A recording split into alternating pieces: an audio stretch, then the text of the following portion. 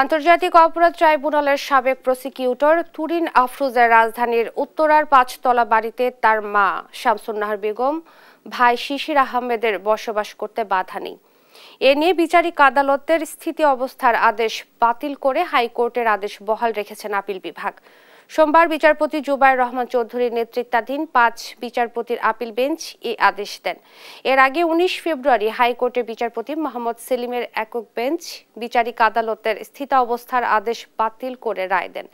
এর ফলে ওই বাড়িতে শামসুন নাহার বেগম ও শিশির আহমেদের বসবাসের ক্ষেত্রে আর কোনো আইনগত বাধা নেই বলে জানান আইনজীবীরা। নিজের প্রভাব খাটিয়ে তাদেরকে ওই বাড়ি থেকে ২০১৭ সালে বের করে দেন তুরিন আফরোজ।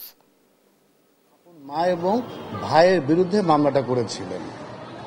মামলাটা প্রথমে করেছিলেন নিম্ন আদালতের রায় তুরিন আফরোজের পক্ষে যায়। পরবর্তীতে সেটা হাইকোর্ট তার বিপক্ষে রায় দেন জাজমেন্টের মাধ্যমে, এবং সেই জাজমেন্টটায় সর্বোচ্চ আদালত আপিল বিভাগ বহাল রেখেছেন আছে। এর ফলে ৮০ ঊর্ধ্ব একটা অসহায় মহিলা, যিনি ডোর টু ডোর, যিনি স্ট্রিট টু স্ট্রিট ঘোরাফেরা করছিলেন অসহায়ের মতো, উনি ওনার নিজ বাড়িতে ঢোকার অধিকার ফিরে পেলেন।